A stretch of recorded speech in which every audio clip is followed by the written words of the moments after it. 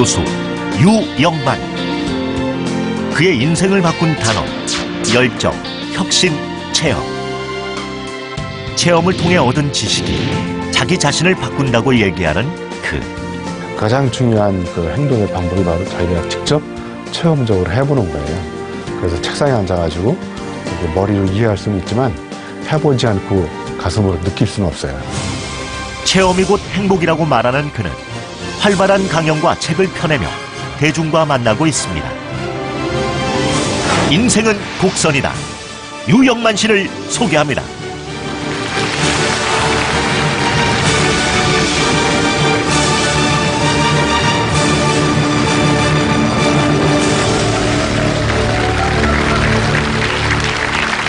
반갑습니다. 강연 백도시에 와보니까요, 날씨가 추울 때 가야 될 곳이 강연 백도시인 것 같아요. 네, 그죠? 네. 강연 백도시에 와보니까 100도시가 넘고 200도시, 300도시가 되는 것 같아요. 그죠? 여러분 만나 뵙게 돼서 반갑습니다. 이제 한양대학교의 유영만 교수입니다.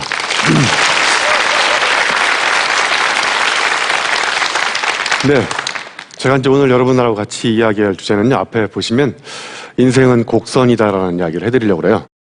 그래서 예를 들면 KTX 타고 300km로 부산에 가면 부산의 행복이 다 쌓여있는 게 아니라 부산까지 가는 구비구비 돌아가는 간이역에 행복이 널려있는데, 우리는 너무나 간이역을 빨리 지나가가지고 직선으로, 그래서 인간이 불행해지기 시작했다, 이런 이야기를 좀 해드리려고 합니다.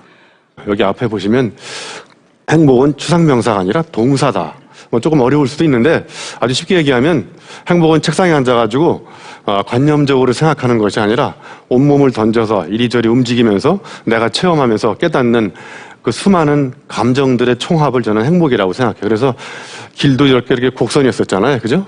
그래서 이제 오늘의 주제는 곡선의 방황이 직선의 방향을 잡아준다. 이제 거꾸로 이야기하면 우리가 인생의 행복이라는 방향을 잡으려면 방향은 어디서 나오냐면 저렇게 곡선으로 우여곡절, 파란만장, 절치부심 이런 곡선의 방황에서 방향이 나온다는 거예요.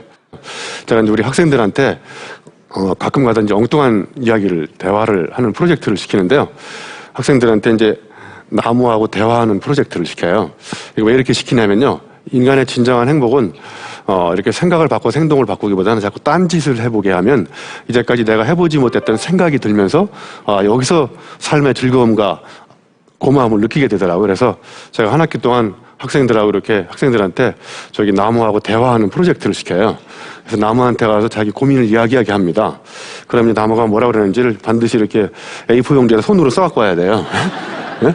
이걸 키보드를 치게 하면 복사엔 붙이기 해가지고 금방 순식간에 남의 글 주워다가 편집하기 때문에 이걸 치유하는 유일한 방법은 가장 원시적으로 글을 쓰게 하는 거예요. 그래서 손으로 이렇게 꾹꾹 눌러 쓰게 되면 남의 글을 베끼는 동안만이라도 내 생각을 할 수 있거든요. 그래서 이렇게 시켜봤더니 어떤 학생이 와가지고 이러더라고요. 교수님, 나무한테 아무리 물어봐도 나무가 대답을 하지 않는다. 그래서 그 학생은 지금 한 학기 더 하고 있습니다. 예. 여러분 이런 말 들어보죠? 생각을 바꾸면 행동이 바뀐다. 이런 말 많이 들어봤죠? 근데 아주 쉬운 방법을 제가 가르쳐 드릴게요. 저 말을 뒤집어 보세요. 행동을 바꾸면 생각이 바뀝니다. 그래서 제가 오늘 체험에 대한 이야기를 자꾸 강조하는 이유도, 여러분이 이제까지 해보지 않았던 체험을 자꾸 나가서 해보시면 이게 이런 의미였구나, 이게 이런 생각이었구나라는 거를 앉아서 생각을 해서 바꾸는 게 아니라 나가서 행동을 해서 바꾸는 거죠. 예? 제가 이제 이런 행복에 대한 이야기를 계속하면서 이제 곡선에 대한 이야기를 좀 해드리려고 합니다. 오늘의 메인 주제이기도 하고요. 그래서 한 곡선 부부가 있었는데요. 이 곡선 부부가 강남에서 아파트를 마련하는 게 꿈이었어요. 그래서 먹을 거 안 먹을 거 다 이제 절약해가면서 정말 아파트를 마련했어요. 근데 거기다가 이제 첨단 오디오 세트 설치하고요, 아파트 테라스 카페도 이렇게 테라스 카페처럼 꾸미고, 그 다음에 또 커피 머신도 설치하고, 아주 물질적으로 다 갖췄어요. 근데 이제 남편이 아침에 출근해가지고 가만히 생각해 보니까 서류 봉투를 집에다 놓고 온 게 생각이 나서 집에 가보니까 그 가정부가요, 커피를 한 잔 빼가지고 오디오를 쫙 틀어놓고 베란다 테라스 카페에 앉아가지고 그 집안의 모든 시설을 누가 즐기고 있어요? 가정부가 즐기고 있다는 걸 알게 된 거예요. 그래서 이렇게 고진감래란 말 있잖아요. 고생 끝에 저 부부처럼 달콤한 미래가 오지 않고 저는 고진통래의 그 달콤할 감자가 고통통자로 바뀌어가지고 고생 끝에 신경통이나 관절염 그런 디스크밖에 안 와요. 에? 그러니까 여러분 언제 행복해야 되냐면 지금 행복해야 된다는 거예요. 저는 이제 끊임없이 도전을 즐기는데요. 제가 이제 재작년 10월 달에는 사하라 사막에도 갔다 오고요. 사하라 사막에 가서 마라톤 뛰어본 사람 계세요? 네. 사실은 제가 사하라 사막 가서 마라톤 뛰다가 죽을 뻔했어요. 그래서 결국은 이제 6박 7일 동안 250km를 가는 건데요. 40km씩 매일 아침에 출발해가지고 저녁 7시까지. 근데 3일째 되는 날 이제 탈진 상태가 와가지고 이제 제가 쓰러졌어요. 그래서 제가 고민하다가 이제 결국은 레이스를 포기했어요. 제가 굳이 사하라 사막 가서 죽을 필요는 없잖아요, 그죠? 네, 그래서 가끔씩 포기해야 된다. 저는 이걸 강조하고 싶어요. 그래서 저는 인생에서 가장 불행한 사람이 누구냐면 좋아하는데 잘할 수 없는 일을 붙잡고요. 그걸 끝까지 포기하지 않고 가는 사람이 있어요. 그죠? 그 사람 빨리 포기해야 돼요. 네? 좋아하는데 잘할 수 없는 일은 그냥 취미생활로 즐겨야 돼요. 그거를 자기 인생의 직업으로 업으로 삼으면 그 사람은 영원히 불행할 수 있거든요. 그리고 제가 이제 그 안나푸르나 갔다 와서 이제 느낀 것 중에 하나는 가서 보는 것과 보는 것은 천지 차이라는 것도 알게 됐어요. 예? 여러분 한 글자 차이잖아요. 보는 것과 앉아서 가서 보는 것은 한 글자 차이지만 엄청난 그 깨달음이 있고 예, 조금만 우리가 시간을 투자하면 우리 주변에 그 행복이 널려 있다는 걸 알게 됐어요. 그래서 저기 제가 뭐라고 써놨냐면 비교하면 불행해지고 그죠? 비전을 보면 행복해진다. 그죠? 그래서 인간이 불행해지기 시작하는 초점은 언제부터냐면요. 남과 비교하기 시작하는 거예요. 그죠? 그러니까 가치 판단의 기준을 내 안에 두지 않고 자꾸 바깥에 두고 다 다른 사람하고 비교하는 거예요. 그럼 영원히 인간은 불행해지기 시작해요. 그래서 저는 여러분들한테 드리고 싶은 행복의 비결은 남보다 잘하려고 자꾸 하지 마시고요.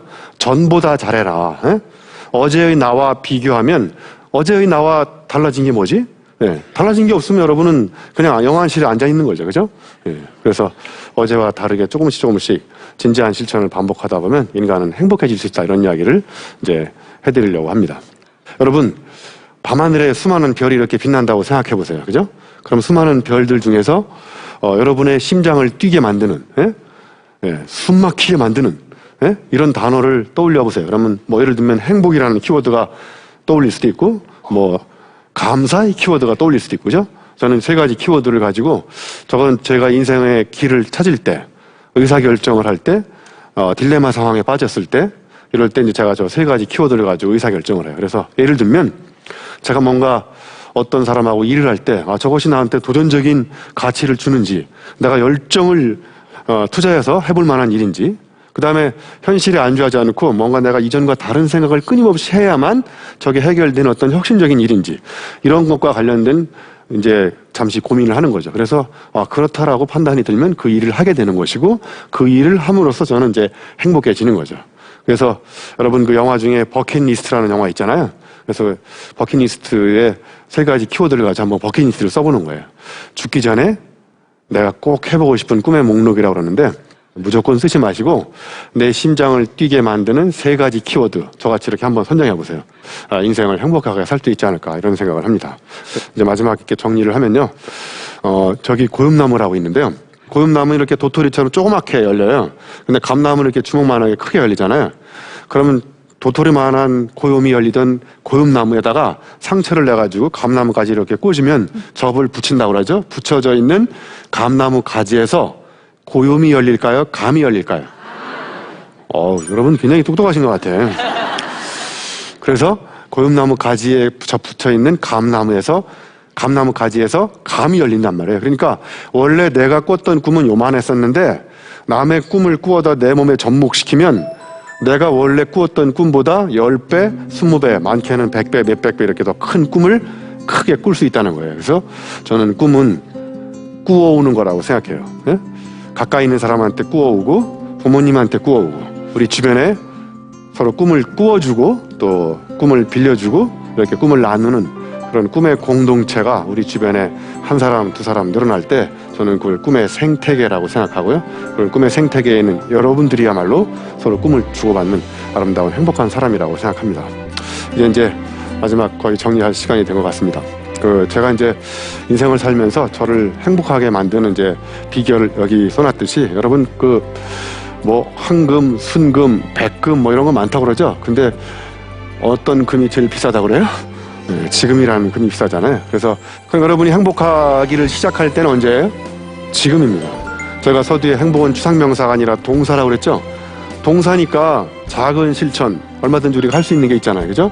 여러분이 실천하면 쓰면 기적이 이루어진다. 버킷리스트 쓰셔가지고 작은 실천을 진지하게 반복하다 보면 여러분이 행복해질 것 같아요.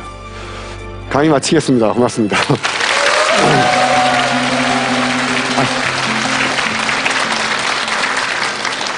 네, 행복에 관한 여러 가지 말씀들 참 잘 들었습니다.